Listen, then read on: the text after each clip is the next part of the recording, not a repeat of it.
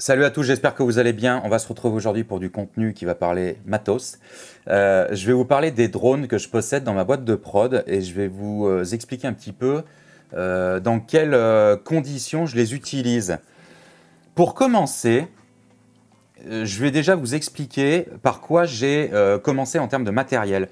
J'ai acheté en 2016 un drone qui était donc le DJI Inspire 1 Pro V2.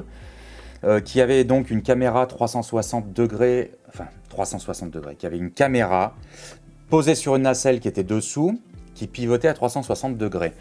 Et l'avantage de ce drone, c'est que quand vous décolliez, vous aviez les pieds qui se remontaient. Donc du coup, on avait vraiment cette liberté de faire tourner la caméra dessous. Et les Inspire sont réputés pour faire ça. Bref, j'ai commencé avec ce drone. Drone que j'ai revendu quelques années plus tard d'occasion parce que je ne m'en servais plus. Il arrivait aussi très clairement en bout de vie.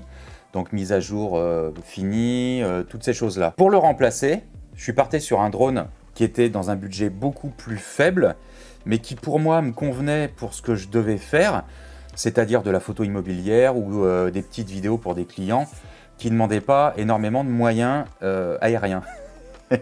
Et j'ai donc acheté, quand il est sorti, le DJI Mini 2, qui est un drone de 249 grammes. Je l'ai pris en pack Flymore Combo pour avoir beaucoup plus de possibilités en termes de temps de vol. Et l'avantage qu'il a, c'est que ce drone, il filme en 4K, il prend les photos en 4K. Le petit côté un petit peu moins, c'est que vous n'avez pas de profil log, c'est-à-dire que vous n'avez pas de profil désaturé et vous allez être relativement limité en post-production pour rehausser les images, rehausser les photos. Et c'est un petit peu ce qu'on peut lui reprocher. Mais je pense que c'est une volonté de DJI pour vendre des drones de la gamme supérieure. Quoi qu'il en soit, le DJI Mini 2, je m'en sers encore de temps à autre. Ça peut très bien faire un drone pour du contenu YouTube, TikTok et tout ce genre de réseaux sociaux, ainsi que bosser aussi pour des professionnels. J'ai voulu changer de catégorie et en fait au niveau du drone que j'ai pris ensuite, je suis passé sur le DJI Mavic 3 Cine. Donc si je dois dire un truc, c'est que le Mavic 3 Cine vient remplacer mon DJI Inspire 1 Pro V2 que j'avais à l'époque, en beaucoup mieux. C'est-à-dire qu'on va filmer jusqu'en 5K, 5 et quelques K. Principalement, je tourne en 4K. On va avoir la possibilité de mémoire de ralenti. Il est livré, alors moi je l'ai pris en pack Flymore Combo, donc il est livré en plus avec tous les filtres ND, du 16, du 32, du 64, tout ce que vous voulez. Donc on est vraiment sur une machine ultra professionnelle. J'en suis extrêmement content. C'est un drone que j'utilise pour faire du contenu de qualité pour YouTube. C'est-à-dire que quand je ne veux pas m'embêter de trop en post-production, j'utilise le Mini 2 pour du petit contenu. Et quand je veux faire du vlog un peu plus, je prends le Mavic 3 Cine. L'avantage de ce matos, c'est que c'est une machine qui fonctionne très bien pour faire du contenu super qualitatif et de la vidéo super qualitative, jusqu'à pourquoi pas du film publicitaire, pourquoi pas de la série. Et je trouve que le format est très compact. Et c'est pour ça que j'ai voulu investir sur ce modèle. J'en suis extrêmement content. Si c'était à refaire, j'achèterais exactement le même. Je trouve que les modèles qui sortent maintenant, ça ne sert pas forcément à grand chose si vous avez celui-ci. Et pour le coup, voilà, je vais continuer de travailler avec lui jusqu'à ce qu'il arrive au bout de sa vie, hein. J'ai 3 batteries, voilà, ça me permet de faire quasiment 1h30 de vol. On est ultra large au niveau confort de temps d'utilisation en vol. Voilà, c'est bardé de capteurs, ça évite les obstacles, c'est vraiment génial. Ça, c'est mon second drone. Ensuite, je me suis dit, bah tiens, j'ai des drones pour me faire des prises de vue un peu générales. C'est-à-dire vous allez filmer des zones dans leur globalité, mais idéalement, c'est d'avoir un drone qui aussi peut s'infiltrer dans des petites zones.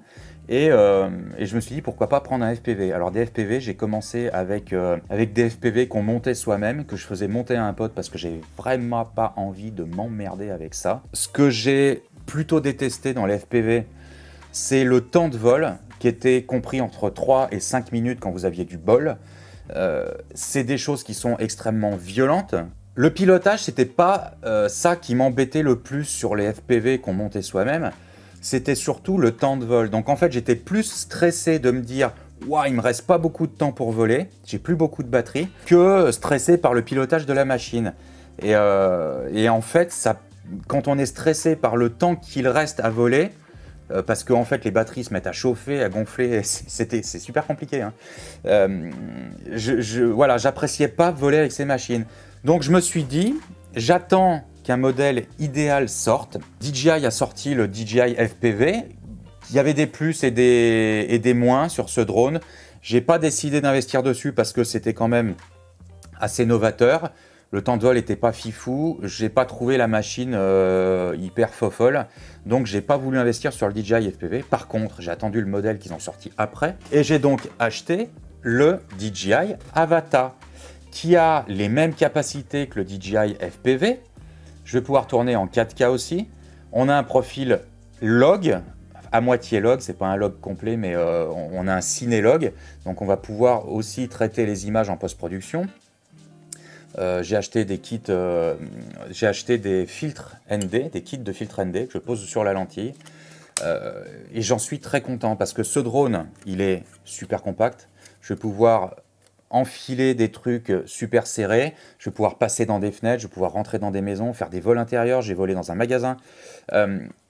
Moi, si je devais vous conseiller un drone FPV, je ne veux pas parler du point de vue technique de l'image, parce que oui, on peut faire beaucoup mieux, avec de la GoPro notamment, ou avec d'autres caméras comme DJI Action, comme par exemple peut-être de l'Insta360.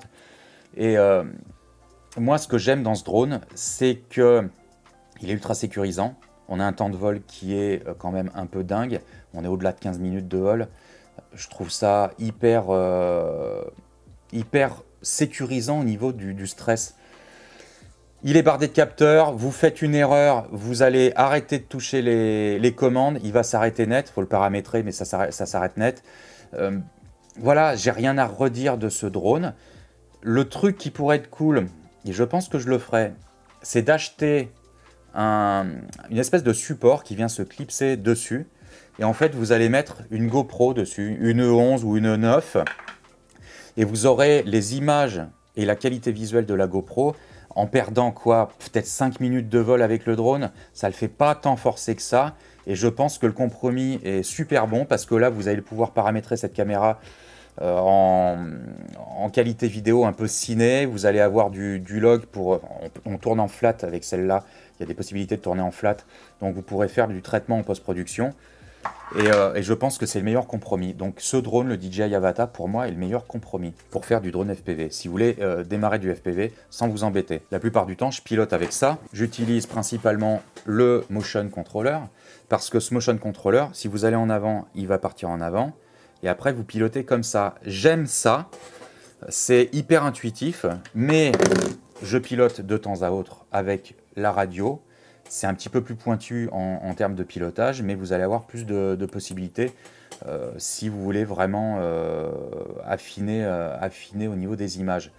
Ce que j'aime dans le motion controller, c'est que pour faire des longues lignes et avoir en fait, des prises de vue super souples, moi je préfère ça. Voilà, on va parler maintenant du drone le plus rentable dans ma boîte de prod. Forcément. Donc, le drone le plus rentable dans ma boîte de prod, à votre avis? Eh bien, contre toute attente, je vous le mets dans le mille, le drone le plus rentable dans ma boîte de prod, c'est celui-ci. Le DJI Mini 2, que j'ai payé 600 € à l'époque. Il est largement amorti, rentabilisé, tout ce que vous voulez. Parce que c'est moi, hein, parce que c'est une petite boîte de prod et que je trouve plus judicieux d'utiliser ça pour la plupart de mes clients, plutôt que de sortir du gros matos. Voilà, donc en fait, j'ai envie de vous dire que si vous démarrez dans la vidéo, si vous démarrez dans les drones, ce genre de petit drone pour faire de la prise de vue générale est idéal. Vous n'allez pas y mettre des 100 et des 1000. D'occasion, ça va même pouvoir se trouver aux alentours de 200, 300 €. Donc vous pouvez y aller les yeux fermés. Vous commencerez à apprendre le pilotage avec ça. Il y a des capteurs dessous, c'est hyper sécurisant. quand vous êtes un peu meilleur, que votre boîte commence à grossir, vous prenez ça en second drone, avec peut-être derrière la tête de se dire « je l'ai ». Si j'ai une grosse commande, je vais pouvoir mieux travailler, fournir un contenu de qualité. Et si vous voulez diversifier vos prises de vue, vous allez partir sur un truc comme ça.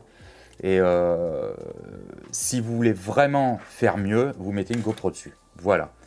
Eh bien écoutez, j'espère avoir fait le tour des drones que je possède. J'espère que ça vous aura plu, que ça vous aura conquis peut-être d'investir sur des drones. Je vous mets quand même les liens en description, ça ne mange pas de pain, hein. Si vous avez des questions, n'hésitez pas à m'en parler. Et je serai ravi de vous apporter des réponses et de vous dire ce que je pense de tout ça. Je vous remercie de m'avoir suivi sur cette vidéo. On se dit à très bientôt pour un nouveau contenu sur le monde de l'Humpy. La bise à tous, à très vite. Tchuss.